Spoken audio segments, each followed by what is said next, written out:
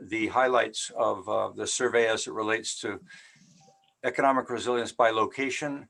I've also got the information regarding the data on the role of government. And then I added, and it's a little weak, it's a week early, but I might as well cover it today, is the really interesting data about how various industries are showing evidence of increasing resilience or not.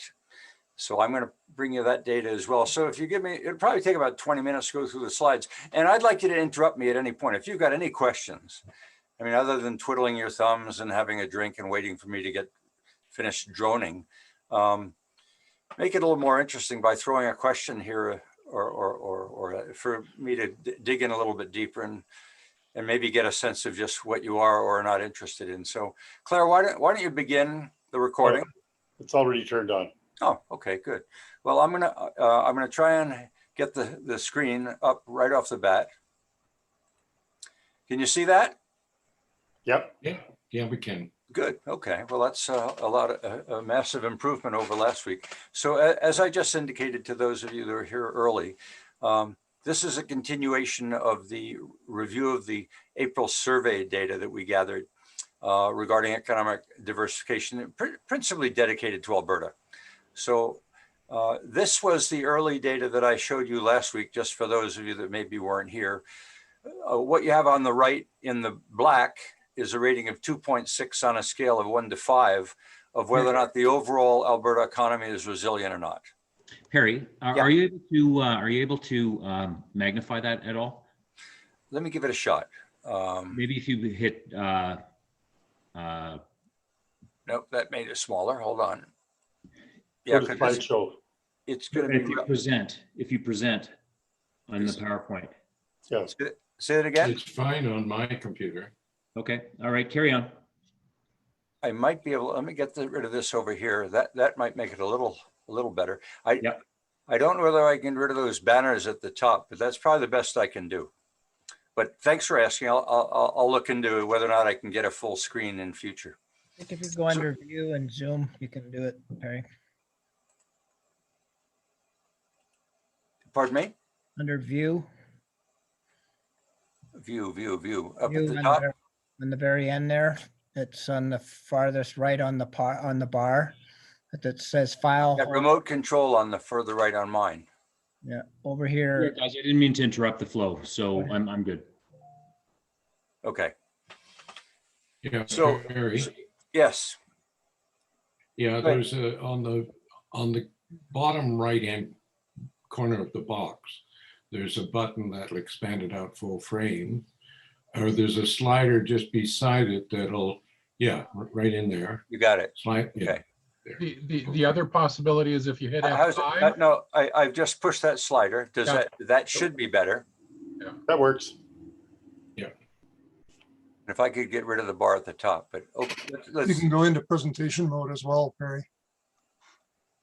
And where is that? Just go down to the bottom. Okay. On the right hand side. I can't see it on the screen here. How's that? Yay, you got it. Yep. That better? I'm just gonna see if, yeah, okay. That's good. Okay, good. Okay, well, we're learning. That's what we're here for. Not just for me, for you, but for me.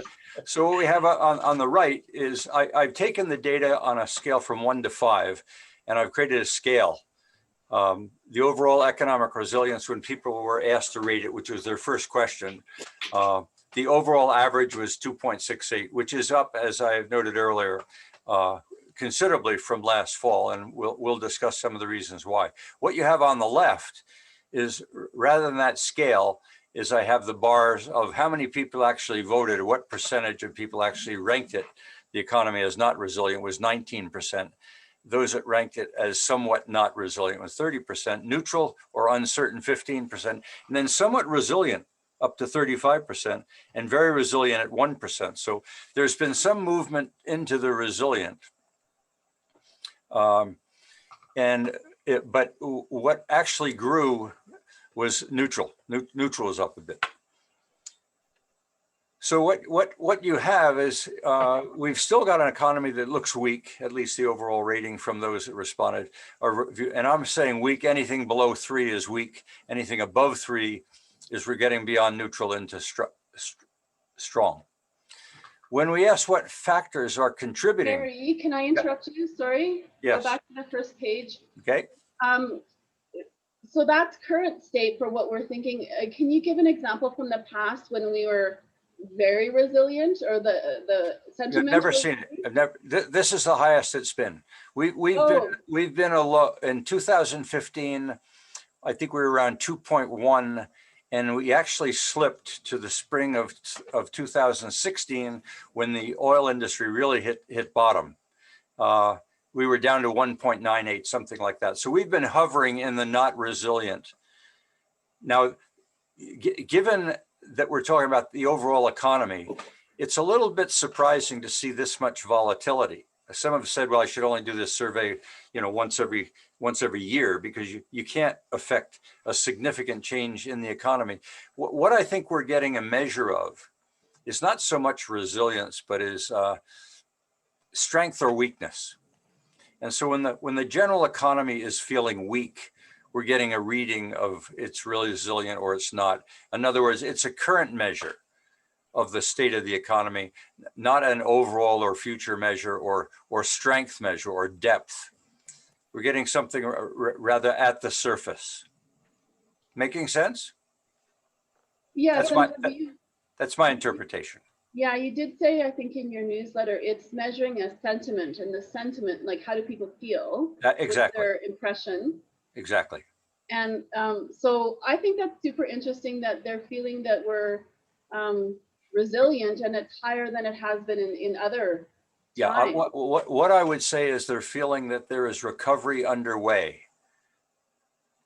And this is relevant to understand what it is we think people are saying. When I ask them, what factors are contributing to their view of the effectiveness or of the resilience of the economy, virtually anything to do with jobs. So if you've got a high layoffs going on, a lot of unemployment coming or underway, you're going to see it's going to drive that economic resilience down. And as you'll see from the data in Calgary, oil and gas has been recovering. And with that recovery, the sentiment appears to be improving. So there should be some associated quantitative evidence that the sentiment of improving economy would be showing in a better job figures.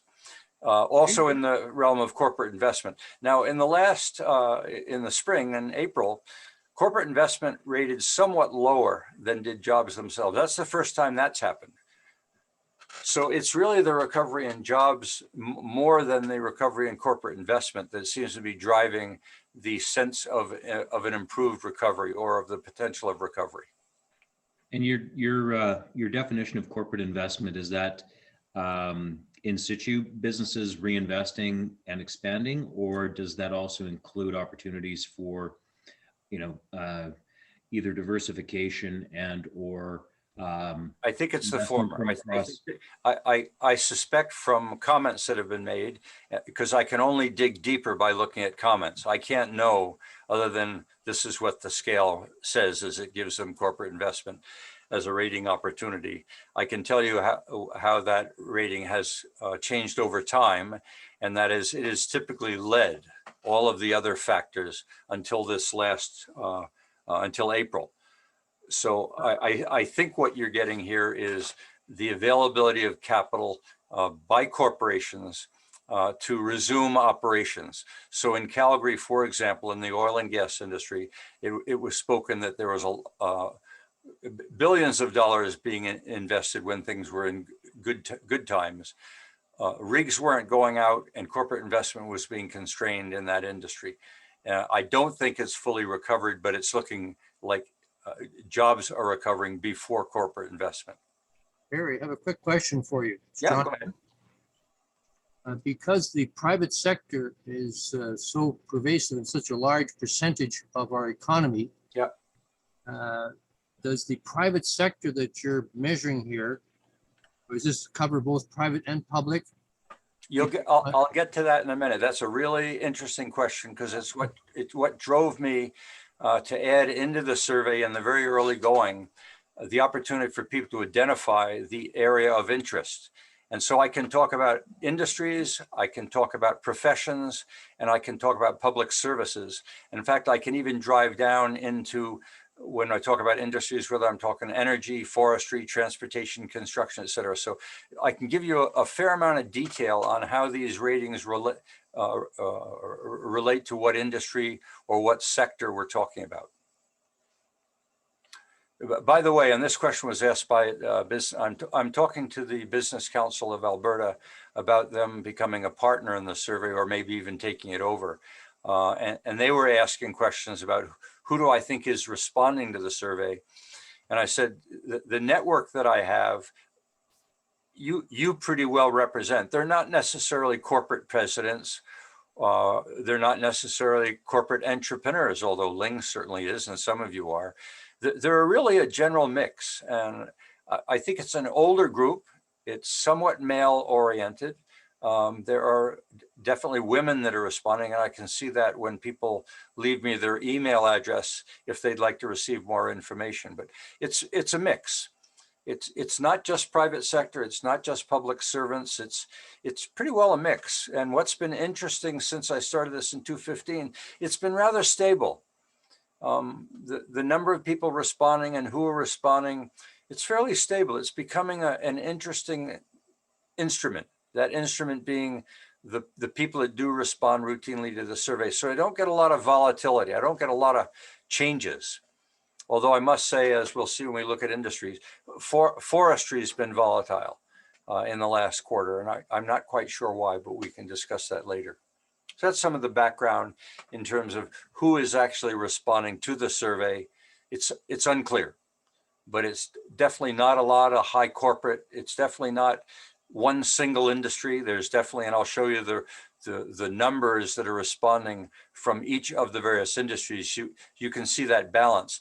That balance should ideally reflect the underlying economic structure of the province. That's obviously what we're hoping for. What we have here is, again, a repeat, and you can't see the individual numbers on those dials, but you can get a sense of where the lines are going. And it's the black line that we're looking at here. And you can see that in fall of 2015, where we started, I commented that we were down around 2.14, and then it had dropped, I think, 1.91 in the spring. But what you see underneath is what the comments reflect, and that people are consistently commenting. By the way, is Brent Duncan in, Claire? Brent Duncan's trying to be admitted. You'll see that the price of oil, or a barrel of oil, is reflected in that bottom line. And you'll see that line correlates well with what's going on with the black line. That dip that we see between the spring of 2019 here and the fall of 2020, you see that significant dip. Remember, oil went to negative, and this dropped as well. Now, why it's a dotted line is there was no survey conducted in the fall of 2019 or the spring of 2020. But that drop, while it doesn't look significant overall, it's a fairly significant drop. This drop and this drop are somewhat parallel. This was what happened to the price of oil at that time, or was happening. It was in a downward, and this was a big spike. As we've seen, it's however recovering. And oil right now is up around $65, $68 a barrel. I don't want to refer to that on a daily basis because we've got a lot of volatility due to the Colonial Pipeline. But you'll see a dramatic rise in the overall economic resilience since the fall of 2020 to the spring of 2021.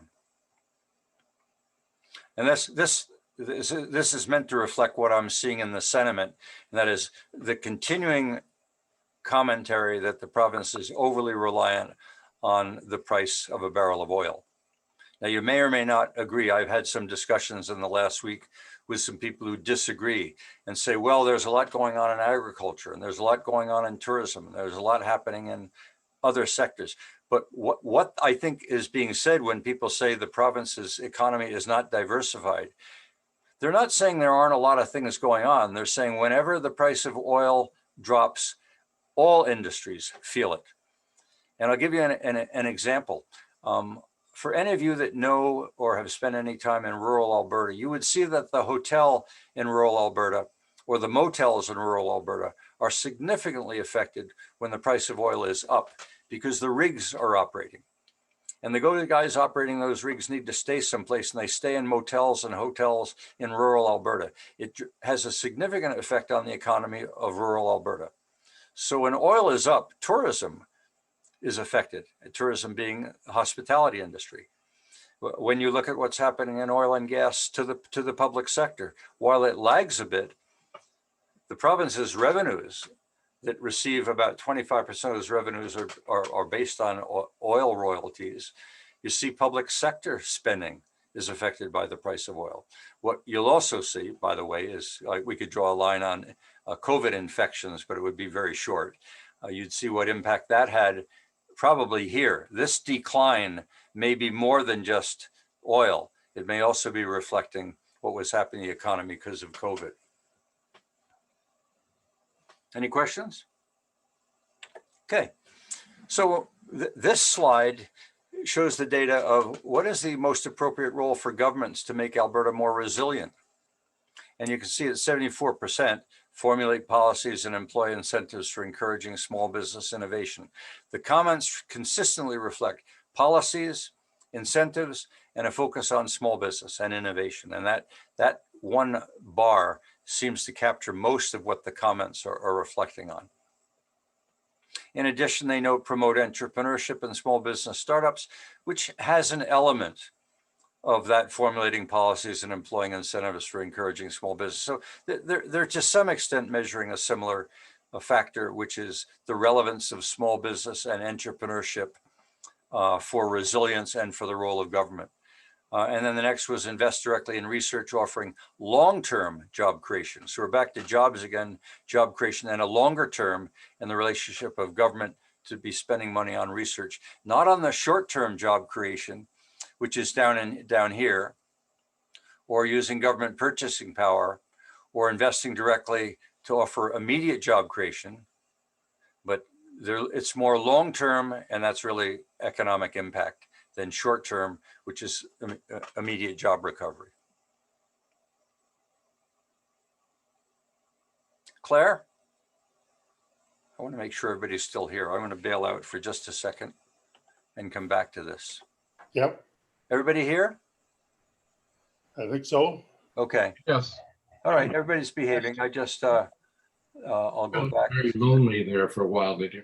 That's all right. It was quiet, so I just wanted to be sure I hadn't lost you.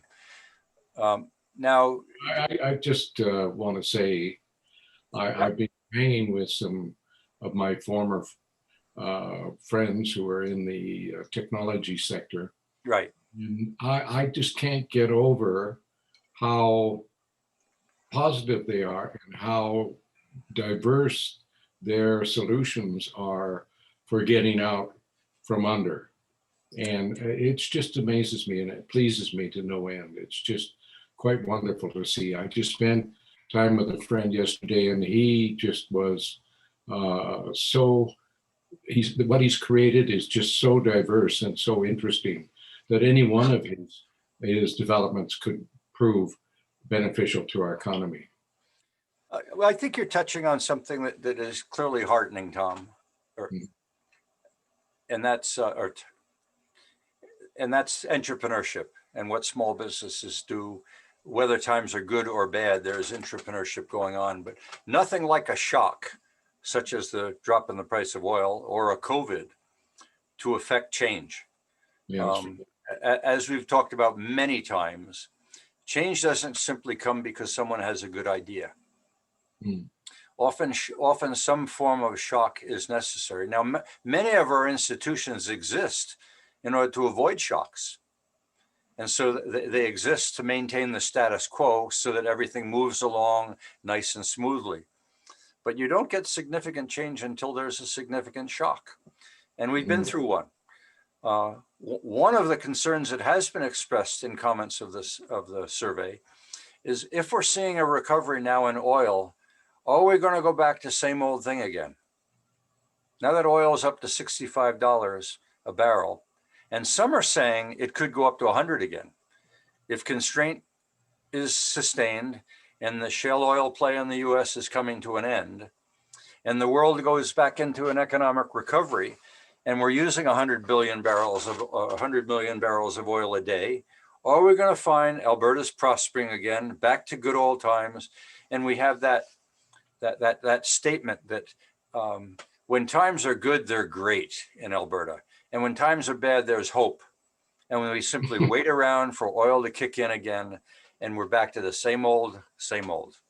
We really haven't diversified during that downturn, and we're back to simply expecting government to spend more money on our welfare and on our various aspects of our economy, and the special interests get paid by government again. And here we are all over again, rallying in all of the great things that happen in Alberta because oil is up.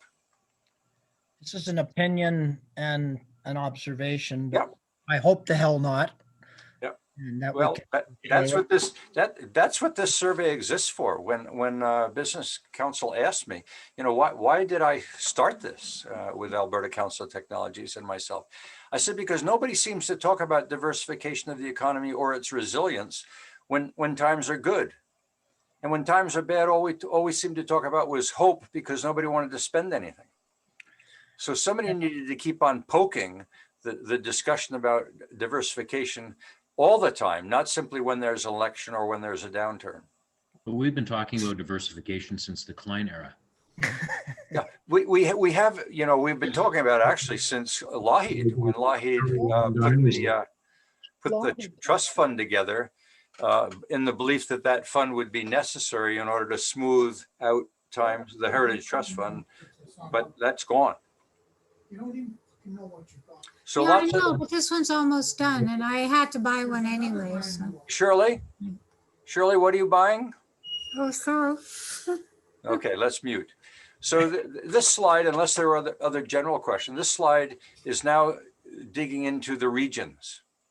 What I was showing in the earlier slides was more provincial, but this is the reflection of now. What you have on the right is that 2.68 was the index on where Alberta's economy was, and that 36% of the respondents said that the province was resilient. Only 30% say it's resilient in the Edmonton region, 48% in the Calgary region, and 42% in the rest. Now that rest is a bit messy because in it is Northern Alberta, Central Alberta, and Southern Alberta. So anything outside of both Edmonton and Calgary is lumped into other. We know there's a fair amount of diversity between Southern Alberta, Northern Alberta, and Central. I can comment on that, but I'm not going to show you the in-depth analysis because the response was quite low. That is, the number of respondents in Southern Alberta was so low that I think the data is suspect. But by showing you the overall picture for other, I think that is relevant. But that For other, us newcomers, would you kindly redefine in simple terms that I can understand, what does resilience mean in this context? Well, we go back to what it is that people said resilience was. They said it has to do with jobs and it has to do with corporate investment. So that was the one question that was asked. Just to help you understand how this data is arrived at, we asked them one question: is the overall province of Alberta resilient?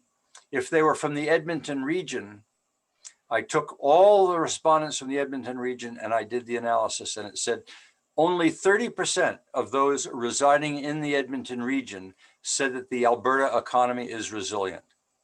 But 48% of those that said they live in the Calgary region said the province is resilient. So those living in Calgary have a more positive view on jobs, corporate investment, and all of those various indicators that they say are relevant to resilience.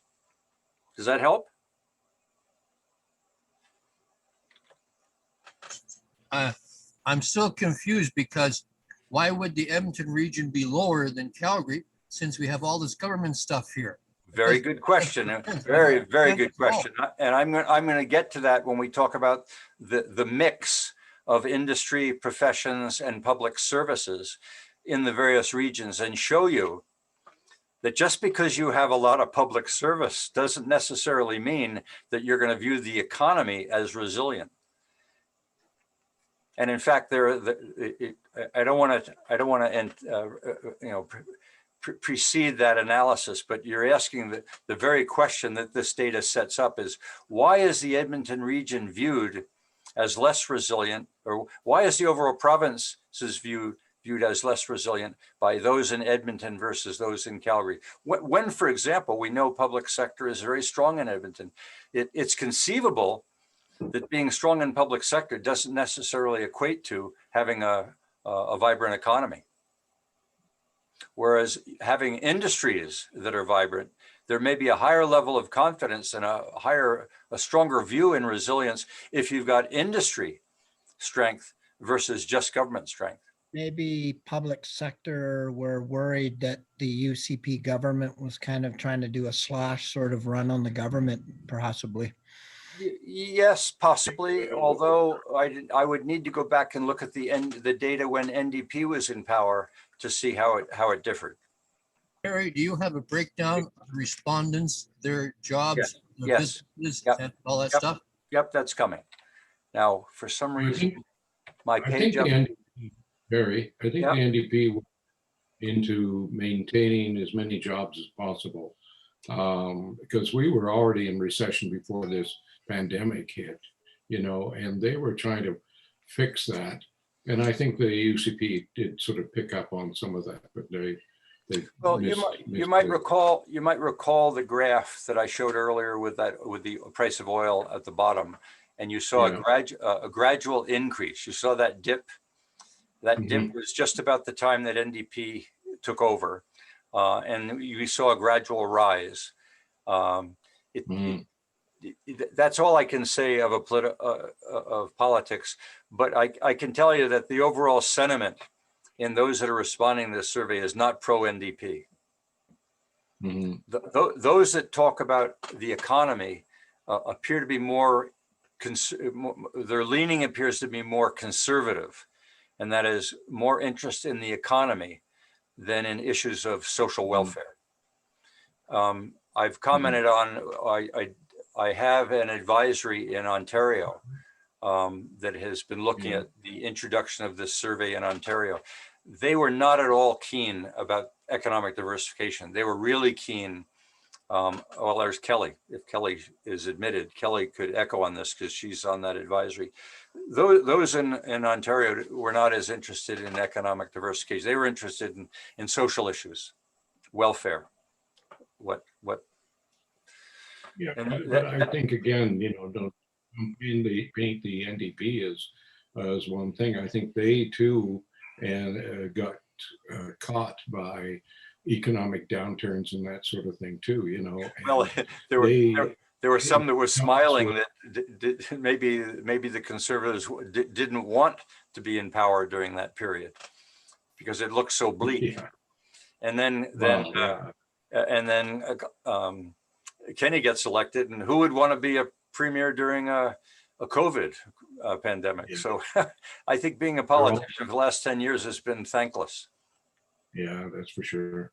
Okay, so the question was asked, what's the representation by sector?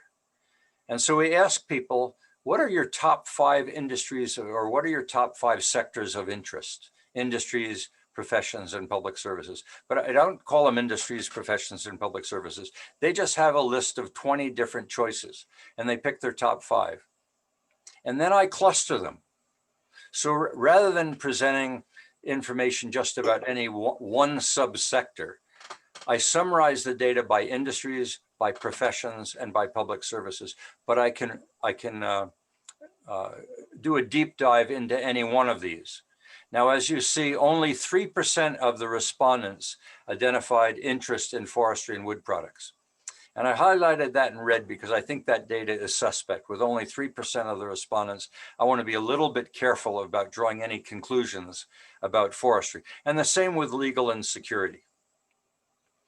Energy, it's not surprising. If this is the mix of jobs and of industries and of revenue in the province, 22% of the respondents said they were interested in energy and distribution. And 23% said they were interested in agriculture. Not surprising. That's pretty well the makeup of what how we refer to the overall economy. When you look down in public services, 26% have an interest in environment, 24% in health. So you're getting a fair number of people responding to the survey with a public sector interest as you are in overall industry interest. Then when we look at the professions, 19% in engineering, 25% in infotech. Again, I think it would be unfair to say that we have a heavy weighting of public services versus industries. It's a pretty good balance. 36% of respondents had identified those industries or some industries as an area of interest. 29% identified profession of interest, and 35% said public service interest. So you've got a pretty good chance for any one of these to rise high because we've got people interested in all of these. So one might question the allocation of any one of these subsectors. I don't think there's any doubt that mining and energy and construction, forestry, tourism, manufacturing, transportation, agriculture fall under an industrial sector. And as professions, one might argue that infotech ought to be over an industry. I've put it in as a profession because it's part of the process, the management process infrastructure that keep industries operating: communications, engineering, human resources, information management, finance, management itself, and legal. That's why I've loaded them under professions. And as for public services, health, biotech may appropriately be up in industries. I've lumped it in here because of its health relationship. Government obviously is public services. NGOs are principally funded through as a public entity, and public services doesn't necessarily mean government alone. It means serving the general public. That's why health is in there. The same with education. And the reason why environment is in here, because environment tends to be more of a public service today and heavily involved in the regulatory sector. So of the five there, the one that one might argue is not appropriately, should not be appropriately loaded up in public services, or might be split between a couple, would be environment and clean tech. Any questions there? Okay, so now we're looking at the spring. I'm looking at the overall province now. So as we noted earlier, 36% of the respondents saw the overall province as resilient. 36% of the respondents that rated it as resilient were from industries, 29% from professions, and 35% public sector. That index, which I use, I show that as well. The index is highest for industries and professions and lowest for public sector.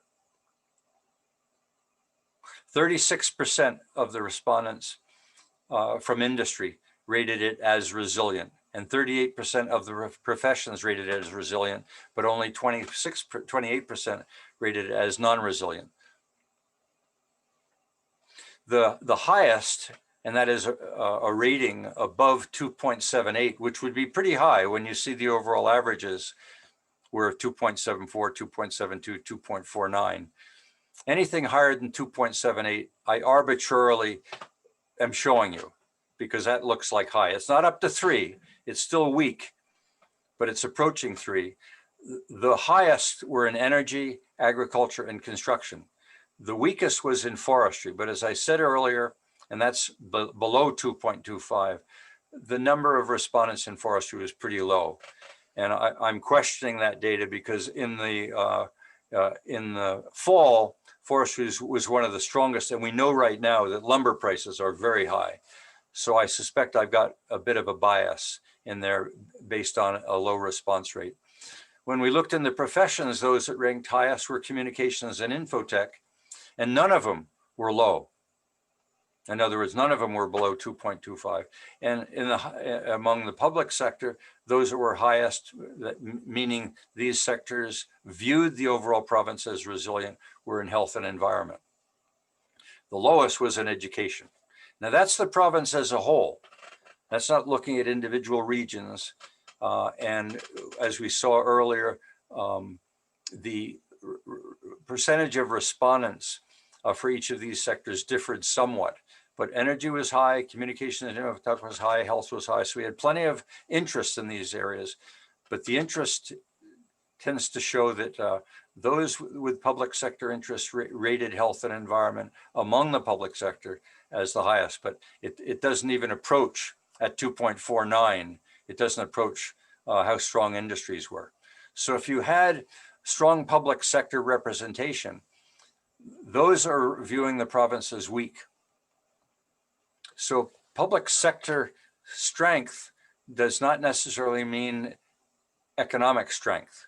In fact, it may mean just the opposite, that if you've got a region with a high public sector representation, those people don't view the province's overall economy as strong. They view it as weaker than where you have strong industries and strong professions. And we'll see that when we now dive into individual regions. So I'm now going to look at Calgary. Hey, Perry. Yes. I know that this might come for later or was there already, but there's a medium and small size business sector that isn't obvious here in this representation. Well, why do you say that? Well, I'm not sure that it is. So like, I don't see it represented. I'm not sure that, is it represented, the medium and small size as versus the larger enterprise corporations and that sort of stuff? Well, let me see if I can make sure I understand your question.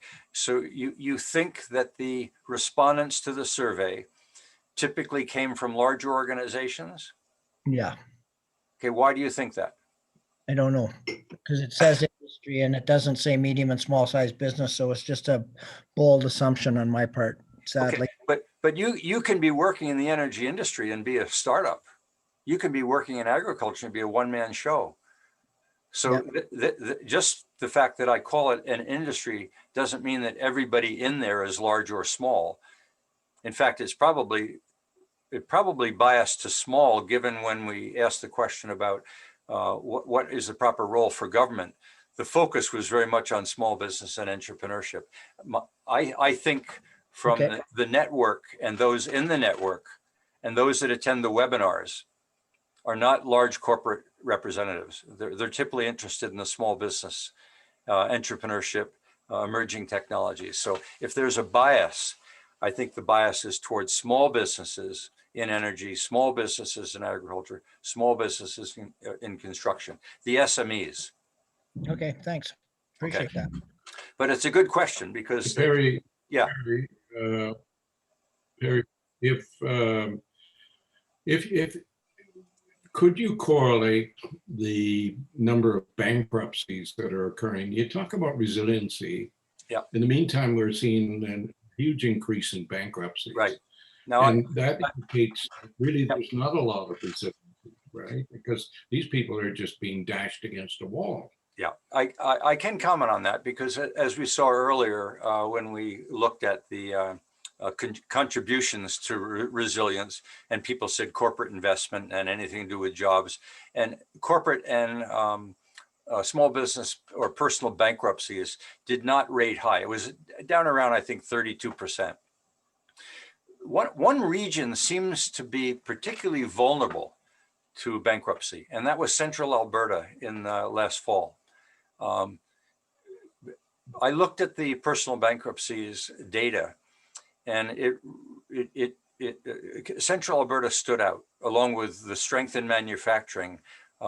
Personal bankruptcies seem to be a real issue, but people are not looking at personal bankruptcies as an economic measure. They may be looking at more as a personal measure or personal economic measure.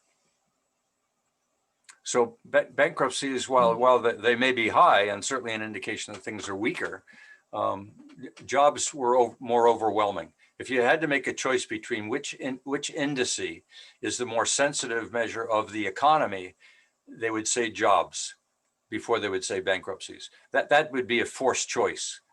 But when you ask them for a percentage, they'd give jobs a higher percentage than they would for bankruptcies, both corporate and personal. And that's a sentiment measure again. That's a feeling. That's not that if you want to draw a correlation between bankruptcies and unemployment, you probably see a pretty close correlation. But when you force them to choose one or the other, they'd pick jobs over bankruptcies. Not to say bankruptcies aren't relevant, it's just a relative measure. Okay, so now let's look at Calgary. Now, as the general feeling is probably that you would if I didn't show you the data, would say, Calgary's got a lot of strength in the energy industry. You might also point out transportation, because they've got the airport there, and the airport is a regional hub, whereas Edmonton is more of a spoke. And what is interesting is when we look at industries, you're up to 2.97 as the average among all of the industries that we cited for Calgary.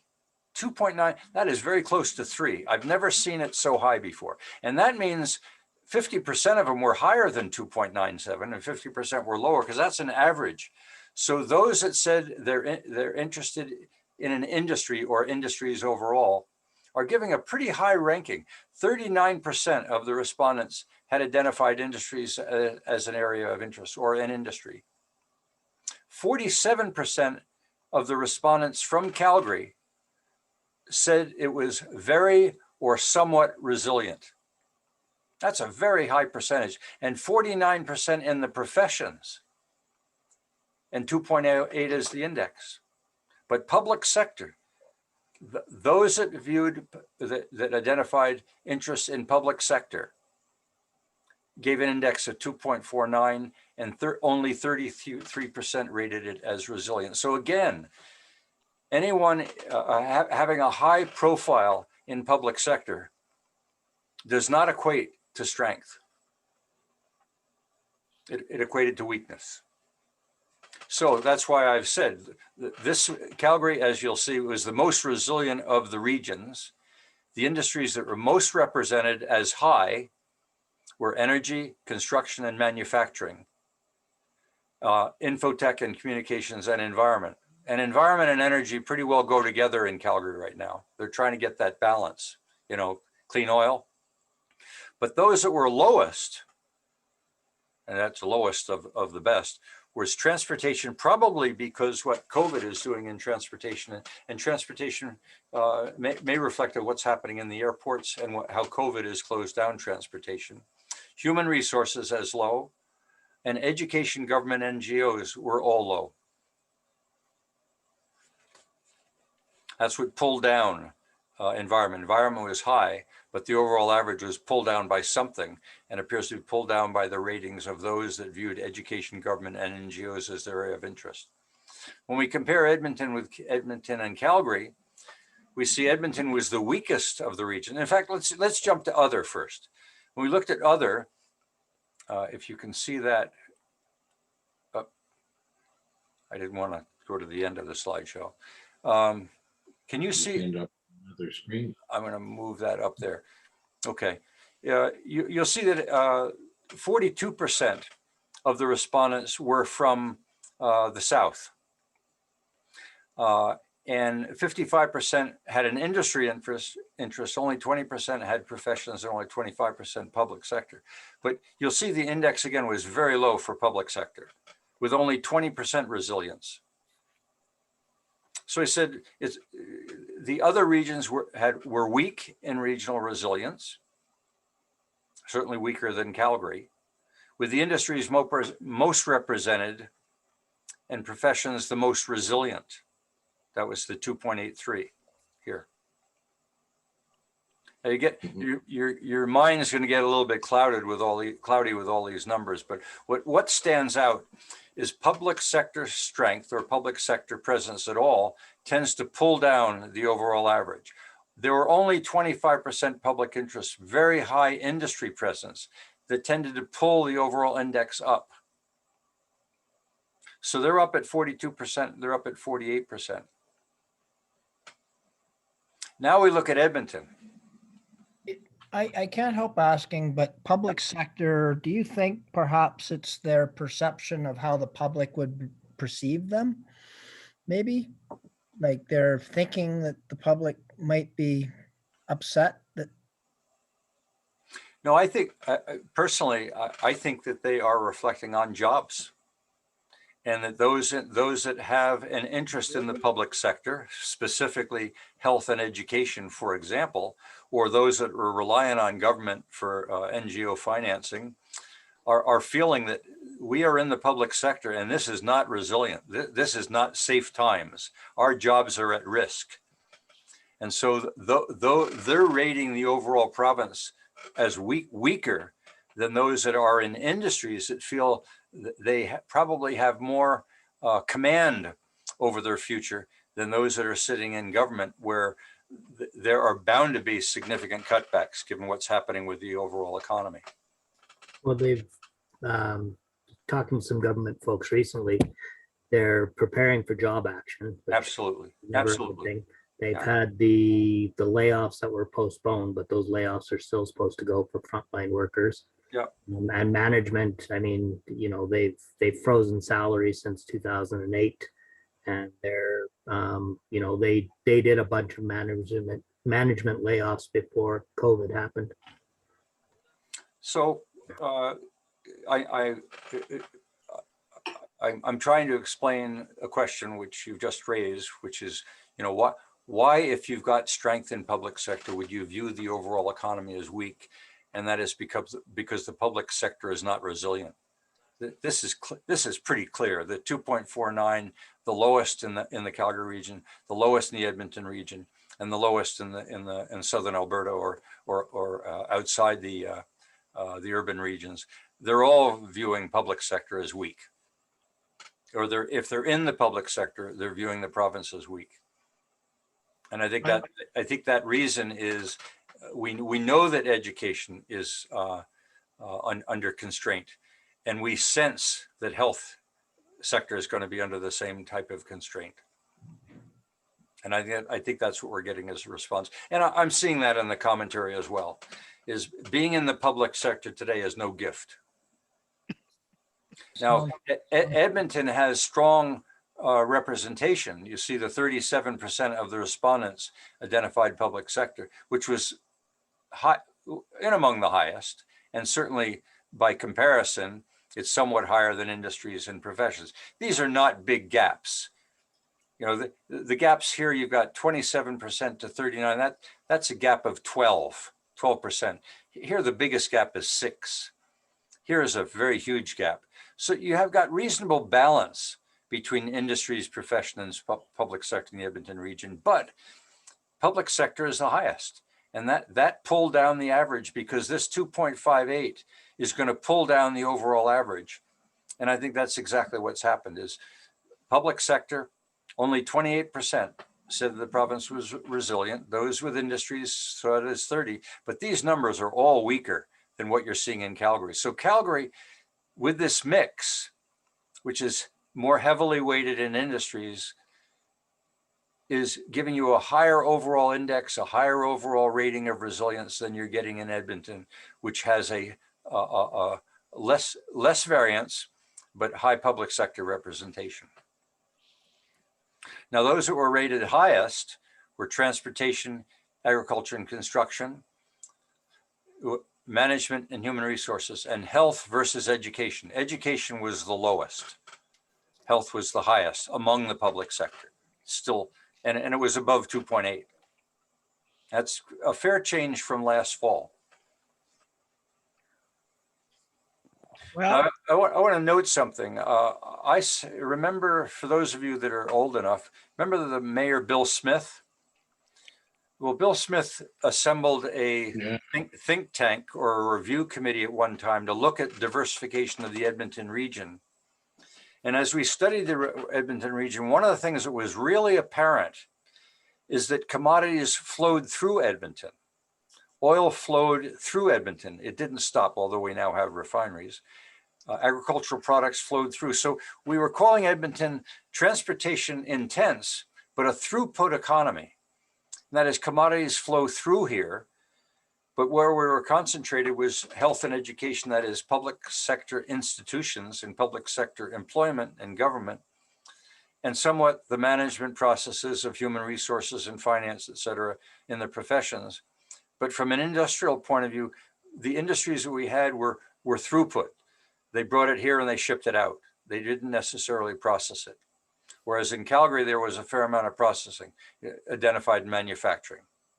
And this manufacturing here was really what's going on in southern Alberta and central Alberta. Edmonton does not have a strong manufacturing sector. It does have some manufacturing, but not as high as transportation, agriculture, and construction. So it's the blend. Now, one really interesting thing to keep in mind, that if you step back for a minute and you think about the province as a whole, we have regional resilience. What's going on in Calgary is energy. What's going on in Edmonton is public sector. What's going on in southern, in the rest of the province appears to be in the manufacturing. That's resilient. So the mix of regions is fairly diverse. So we do have diversification, but we don't have enough of it.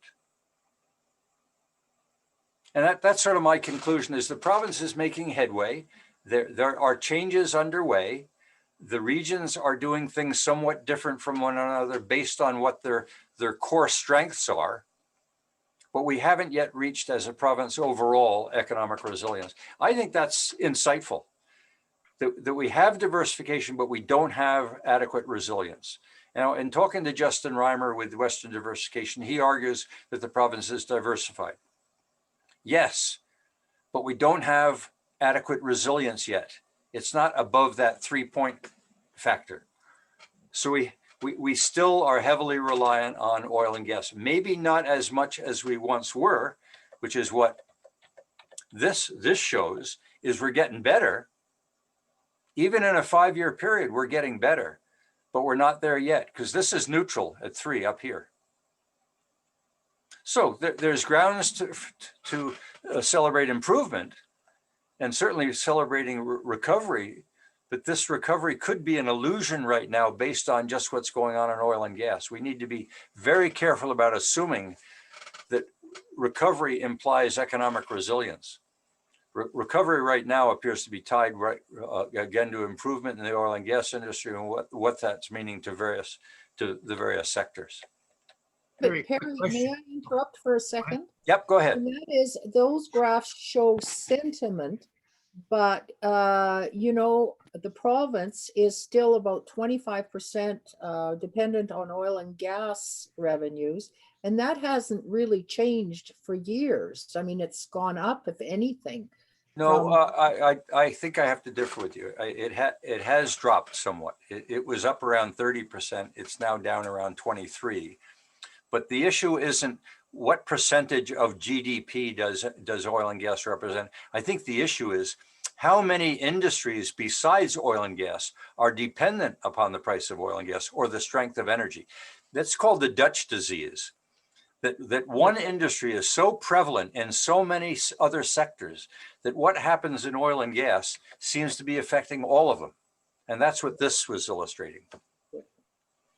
So you can make an argument that this improvement here is to some extent reflected on the fact that we are getting away from oil and gas, but not enough yet. We're getting there, but we haven't completed the task until we get above 3. Okay. Good question, Perry. My turn. Yep. In the last couple of years, apparently the private sector, oil and gas and other people like that, have suffered employment declines and cut in wages to some extent. In the meantime, the public sector, actually, when you look at the numbers, they've increased the number of people. 16,000 jobs NDP put on the table. And they're the ones that are going to go out and strike for more wages? Give me a break. Have a drink. I mean, when we talk about sentiment, we can talk about what are our feelings, and we can put numbers on the table. When I say 16,000 jobs were created in the government sector, where NDP said, you know, we will spend money, and Trudeau said, we will spend money, we'll spend public sector money to mitigate the pain and reduce the shock impact. In fact, we'll go $1 trillion in debt at the federal level in order to mitigate the impact of COVID. Some will say that's a good idea, that the overall welfare of society is what government should be doing, and no amount of debt or impact on future generations should be relevant to those today, because that's what a vote costs. And there are others that say, hey, wait a minute. To be responsible, we've got to think about the welfare of others besides just today. And we're going to have to bite the bullet a little bit more than that. And I think therein lies some of the social tension we have in society today, and some of the differences we have, say, between Ontario and Alberta. As I noted earlier, the sensitivities that I pick up in Ontario were less economic and more social, whereas those in Alberta that were suffering. Remember the Oakville unemployment.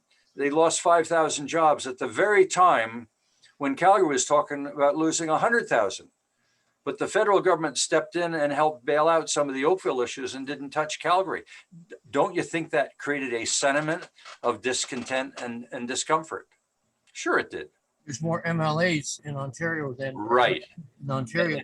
Sure, and one can argue, why the hell should the federal government give a damn about Alberta? Nobody voted in any Liberal MPs. You're getting what you asked for. The other question that comes up, us poor sods in private industry are finding that the government public sector employees are now getting higher wages than the equivalent job in private industry. Does that impact your survey? It sure does, but you know how to milk that out of the numbers. I can milk that out of the comments. When you look at comments, that point is raised, and you might ask why. Why is it that the public sector today has these high salary levels? Well, it's a carryover from the days when things were prospering and wage increases occurred. The adjustment that's happened in Calgary and elsewhere in the province, because of the turn down of industry, and industry had to adapt, they've cut back on jobs and they've increased productivity and they've cut back on the wages. But public sector hasn't, because public sector. Problem with our politicians don't have the backbone to do the right thing. Have another drink.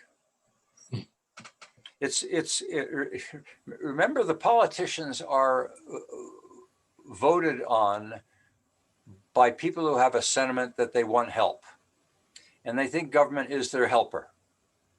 I can give you guys some background. So when Alberta was really good, it's very difficult to hire IT people. And so government start increase IT salaries and to bring people into public sector.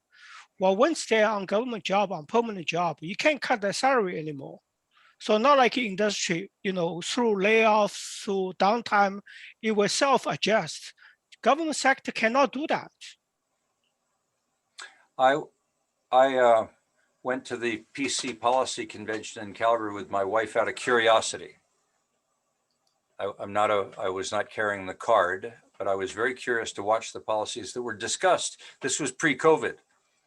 And the policies that were emerging, and Brent, you could comment on this, were really the right policies about getting the province back in shape after the NDP, trying to get salaries back and adjusted, trying to get more private sector, trying to get more competition. But all of that was constrained when COVID hit. The agenda was dramatically overhauled. Everything was about COVID and the more immediate issues associated with how COVID was affecting the overall economy and affecting the welfare of individuals.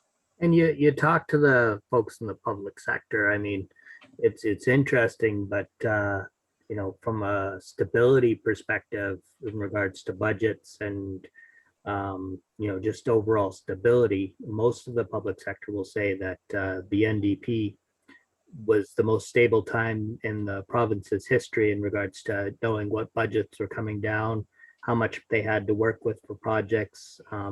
Even I've heard that both from Alberta Health Services and the Alberta government. With the UCP government, the problem that they've had is they've gone in and tinkered, but either not pulled the pin or, just gone in, made everybody mad and then kind of backed off. I mean, I think they have to either do something bold to the public sector to revamp it like they want to, or leave it alone. But, you know, in a democracy, and we are in a democracy, you have to appreciate, and governments are going to be sensitive to votes. They want to retain power so they can have influence and they can make their policies, they make the policies that they think are relevant. But if they don't think the action that they're going to take is going to command the vote, they're not going to be bold. So when someone says, gee, government ought to be bold, they can be bold and they'll be out of power. So it's a delicate balance. I mean, you're seeing some absolutely incredible things happening at the federal level, as if they just are buying votes because they want to remain in power, even if it means $1 trillion debt that kids in the future are going to have to pay. That doesn't seem to be relevant. And so you'll get behavior at the political level, which looks paradoxical. One moment they're closing down a pipeline called Keystone or Trans Canada, and another moment they're arguing to keep Line 5 alive. Well, why one over the other? Well, because there's more, Perry, because there's more votes in Ontario. Absolutely, absolutely correct, Barry. That's the long and short of it. We looked at when in economic development 25 years ago, we looked at the dependency on one industry of Alberta and Ontario. And Ontario was more dependent on the automotive industry than we were on the energy industry. And that was at the height of our energy. And so we say diversification, and everybody talks about food as one of the possibilities. Well, food can't pay at the high level that the energy industry pays when they are well. And when they get sick, well, then everybody talks about food again. Well, you can't, it's a cycle that's absolutely opposite to what the energy and overall Alberta is. So I don't know. At my age and stage, I don't need to worry too much about it.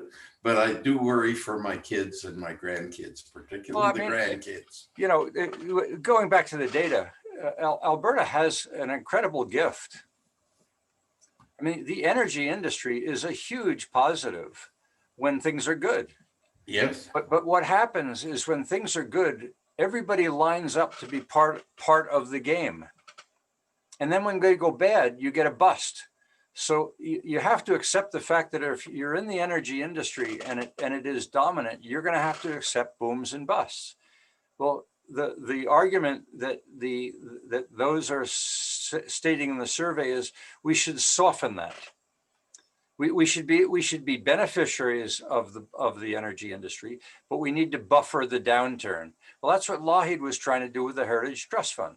That government would have plenty of money that it could be distributing during downtimes. And this is what many economists have argued as well, is don't be afraid to spend during downtimes, but pay it back during good times. Well, that's what Trudeau is claiming and Freeland is saying, is we can go into $1 trillion debt because we're going to have a robust economy when we get out of this, and we'll pay that debt off. Well, there are some that believe it and some that don't. Do you think perhaps, like I've looked at this diversification and where we are with oil, and I've been a big proponent of innovation for sure, my longest time I can remember. But I was going to say that when I hear Justin Reimer and people that are related to the Ottawa, I think they're trying to belittle the importance of oil and gas to kind of appease us, to get us kind of less excited about the fact that they're having an attack on our oil and gas industry. Thoughts on that? Go over that once again. I want to be sure I understand the question that you're raising. Go ahead.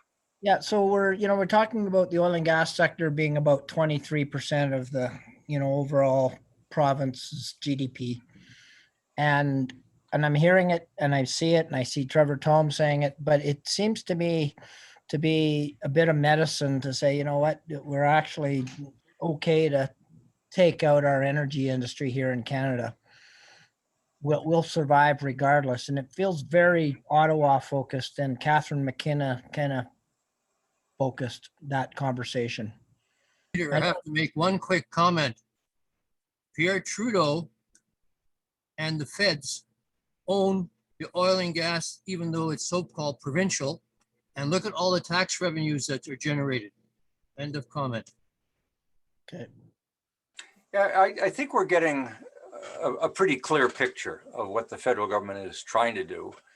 Now, I don't think we here in Alberta are comfortable with the speed with which they are trying to make this transition and address what they think is an existential crisis called climate change. Yeah. And so it's dominating policy, even though we may be as a nation a small emitter.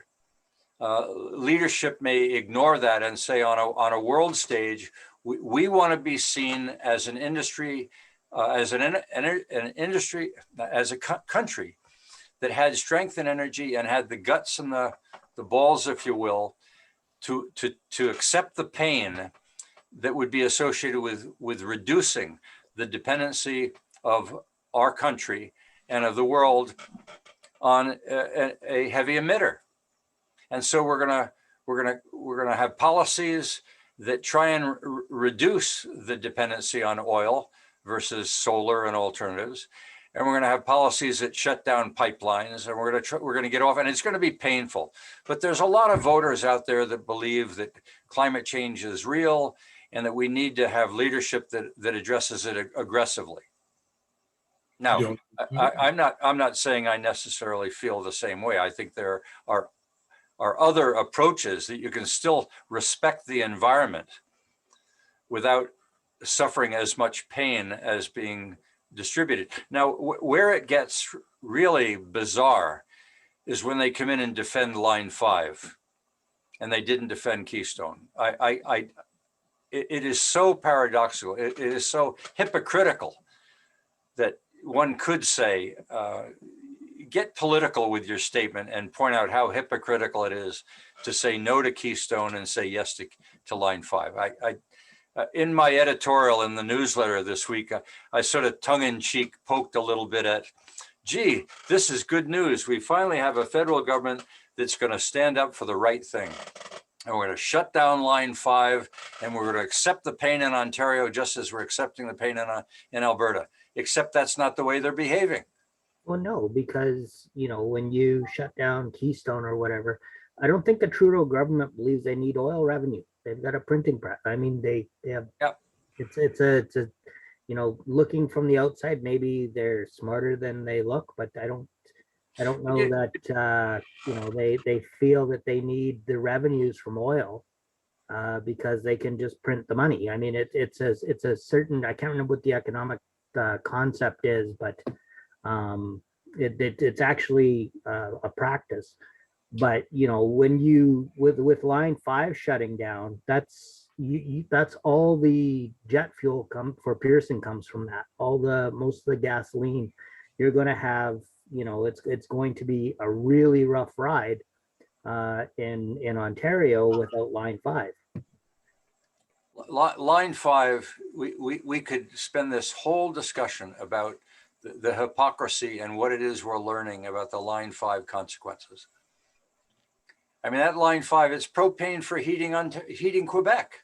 If you think that the Colonial Pipeline closure in the eastern US is news, I don't understand why it is that the US didn't cite Line 5 when they cited and panicked over Colonial Pipeline. They should be panicking over Line 5 as well. But that doesn't seem to be in the news. And the worst part is that Line 5, that's Canadian oil coming through that. That's right.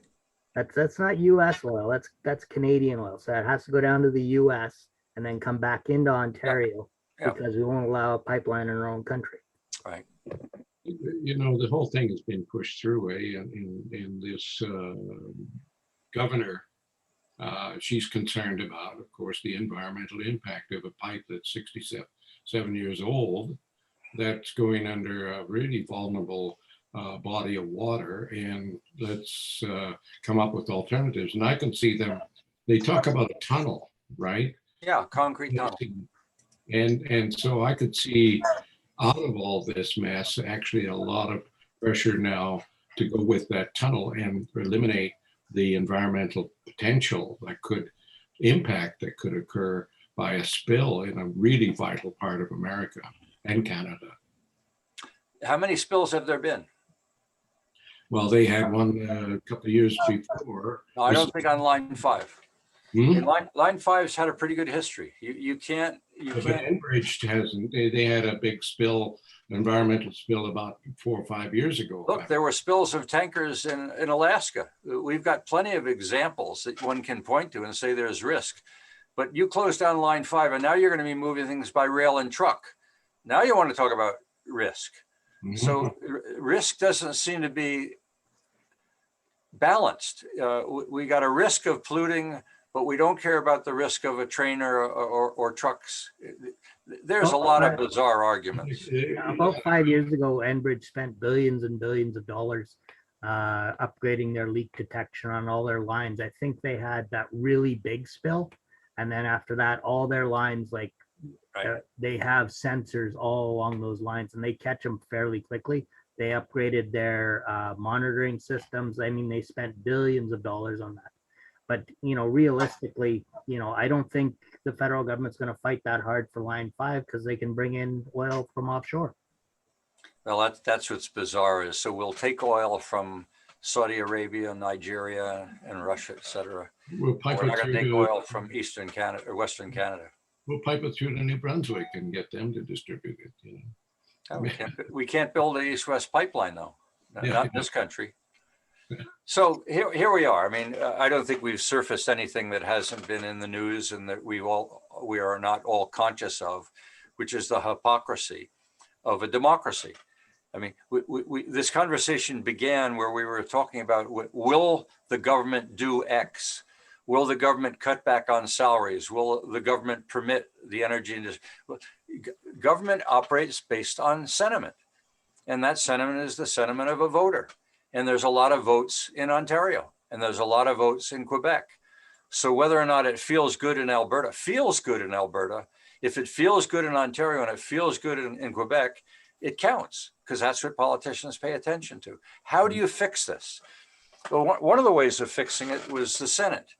That we need more balance, where every province has an equal number of votes in a Senate, except we don't have equal proportions in the Senate either. So we have a country where the power of Quebec and the power of Ontario are excessive as it relates to interests elsewhere in the country. Mm. And that's one of the issues of confederation. And until it gets fixed, you're going to see the special interests of Quebec, which have been dominant in the country from its founding, in order to preserve and retain the country. In order to have Quebec, we believe that we lose Quebec, we lose Canada. So we pay a lot of attention to votes in Quebec, more votes than one would think are rationally necessary. And the same with Ontario, but that's where the votes are. So this is what we got. And I'm not quite sure it's going to change anytime soon, unless we see that we've got more friends in the US than we have in Eastern Canada. And that's what the Wexit is all about is, hey, wait a minute, where are your friends? Where are those whose interests align with your interests? That's a very delicate discussion. Now, by the way, this is not the first time that Western Canada has been through this. If you go back and look at the early 1900s and you look at the fees that were placed on moving agricultural products east or west, there's been a lot of impact on Alberta from the east in order to preserve the continuation of commodity flows into Eastern Canada from the west. Well, just look at all the policies around supply management. Right. And it's two countries when it comes to agriculture and food. Sure. We are exporters and significant in the top 4 in the world on export. And the East actually is deficient. And they buy out of the US Midwest. but and protect their the South Shore of the St. Lawrence voters, because, and they're basically supply advantaged, because whenever the Liberals get a majority government, it's because of taking all the seats on the South Shore of the St. Lawrence. That's it for today for me. But I mean, when you think about Canada as a whole, from east to west and north to south, and you see the economy, you see that Alberta plays a significant role, and its economy plays a significant role in enabling Canada to remain whole. We generate a significant amount of resources, and that's to be expected. I mean, in the United States, California has major impact, and New York and New Jersey and Texas. Well, Alberta has a significant role to play in the overall country. But if you lose Alberta, you've really undermined or undercut the capacity of the economy to survive, because Alberta is such a major, and that's where equalization comes in. Is equalization, is it fair? Well, it's not bound to be fair. Those that are haves are going to help those that are have-nots. Mm-hmm. And that's the nature of any social relationship, is someone may have something that others need, and we balance it. We don't want to be communists. We'd prefer not to be socialists. We'd prefer to inspire individual initiative to go acquire more and make sure that you don't get too much, and then we'll tax you and distribute it properly to have equalization and equity and balance. Equalization is the basis of our right. It's the basis of any social contract, is whether it be a marriage or a contract, you're looking for fairness and balance. When it gets out of balance in a democracy, government's supposed to step in and address imbalances. And the equalization payments were part of a formula to make sure that there was fair play.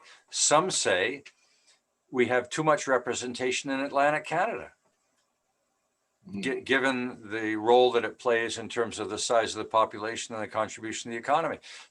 There are certainly good arguments to review the equalization formula that was put in place, many years ago, and maybe it's time to adjust it because the economy has changed and the population distribution has changed.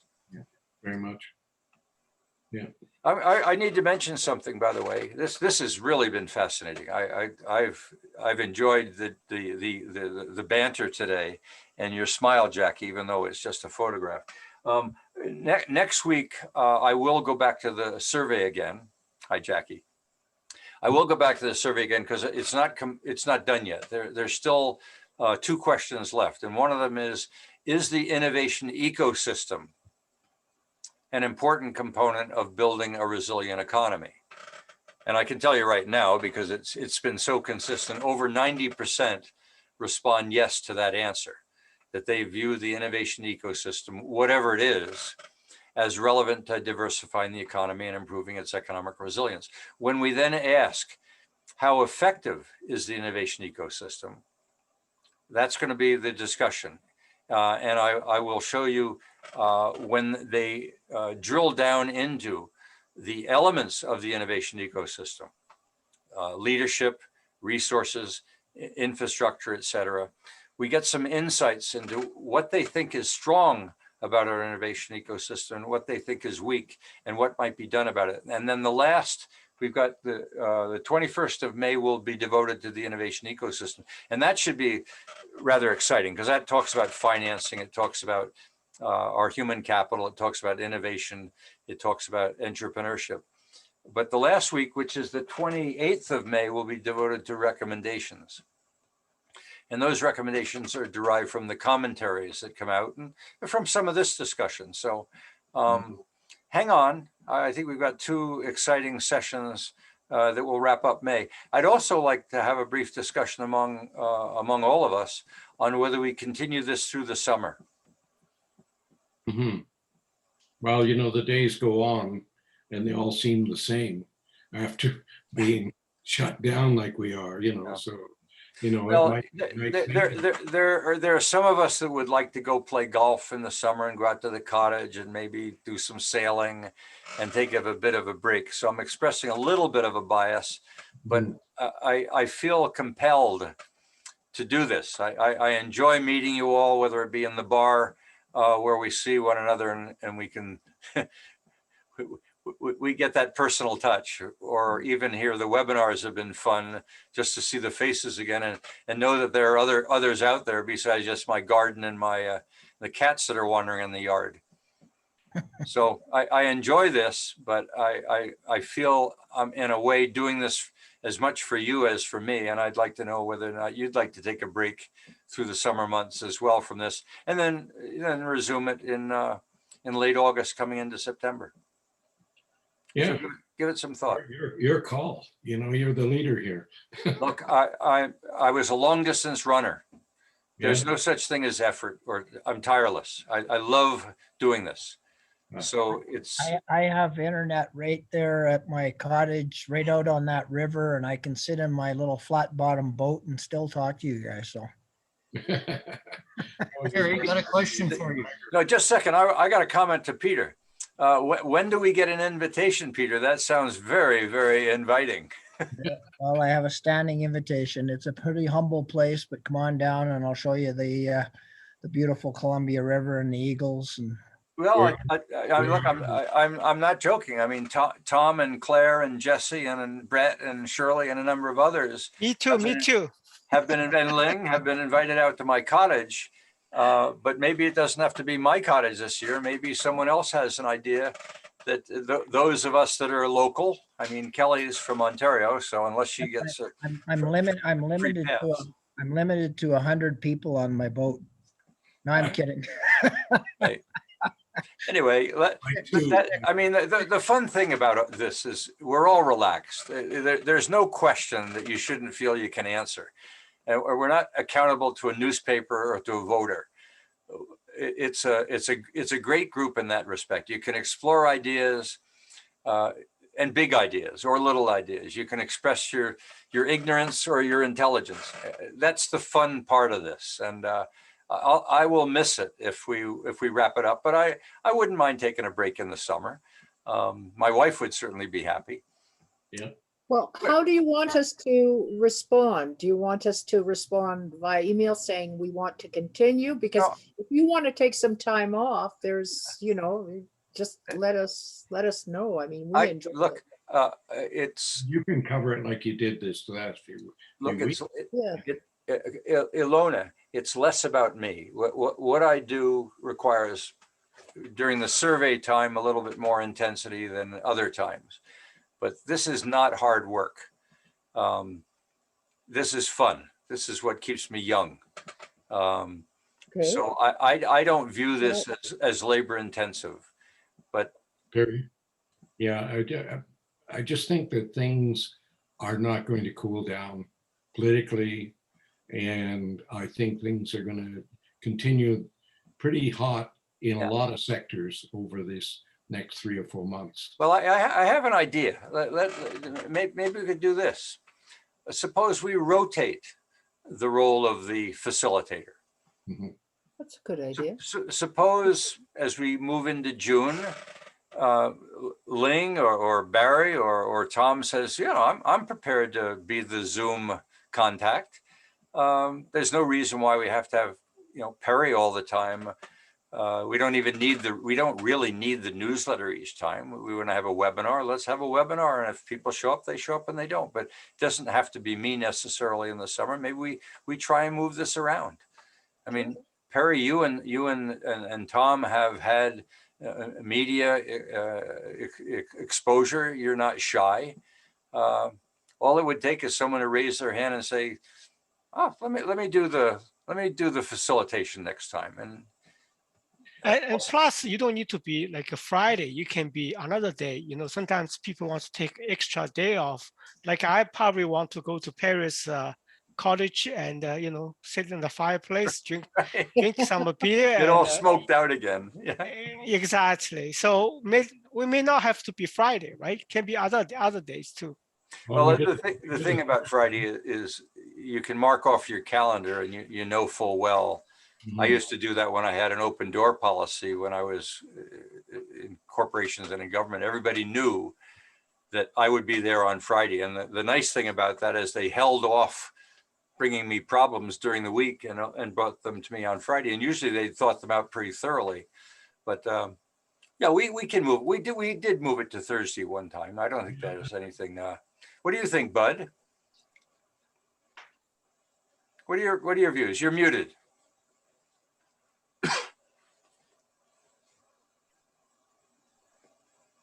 Okay, you're getting unmuted. I'm just asking Bud what his thoughts are. Yeah, go ahead, Bud. I'm going to be here every day you are. So if it's good for you, it's good for me. Okay. Yeah. Barry, you're a regular. Sasha, let's keep Sasha in mind. Why don't we give Sasha a break and let Barry go for a while? Call it a Sasha break. I'll tell her tonight. That she got the what is it called when you get one vote? She's got the veto power. Right on. What do you think, Mel? Mel, you're a regular. You want to continue it through the summer? I'm going to be here. Well, in and out, camping and other things like that. But we could go, every second Friday or Thursday, whatever. Yeah. Well, that's a good thought. I mean, maybe. Barry. Yeah, go ahead, Barry. I'm easy either way. Sitting in Canmore, I don't have to go anywhere. Right. So but I'm a little bit along the lines of the comments about this summer and what's going to be happening in our country. Mm-hmm. And if we can have an impact, we should be discussing how to do that, because it may be important for us to get out of our little club and get pretty aggressive. Oh, so you want to? I'd like to. My turn. I like to support Barry because we're on the cusp of hyperinflation taking off big time. That's good for. But Perry, I got a question for you. The Sure. surveys that you do, are they commissioned by the government? Are they for government? Are they for presentation to politicians? Are we just a group of 18 rabble rousers here? Are we a political party? What do we want to do with all this stuff? Why are we doing this? Why do you think? What would you like? Well, from your comments today, I would say that the guys that are selling us booze are going to make all the money from me to get a lot of drinks. Yeah. No, seriously, the political agenda here would be this: we have municipal and possibly provincial elections coming soon. We should be a political party and be a factor in getting things organized and done. And taking time off for this summer would be, I'm not going to take time off because with the inflation taking off, not just in real estate, but in other matters, it's really serious. It's going to really impact people on fixed incomes. And you're going to have quite a different survey outcome, I think, this fall, because you'll see not just the price of gasoline, but a lot of other foodstuffs, etc. It's going to shoot up, and they're going to be printing more money. Don't forget, they've just printed $4 trillion down in the States, not 2, but 4, and there's more coming yet. You know, that we have identified inflation and the breakup of big tech as one of the key issues that we think we need to keep our eye on this year. When we first put inflation on the table, and I'm saying we, but as you know, in the newsletter, when I assembled the newsletter and I cited inflation as one of the potential forces of change coming into this year, the general media was sort of nuking or muting, and government in general was muting that inflation, if it is going to occur, it'll be very short term.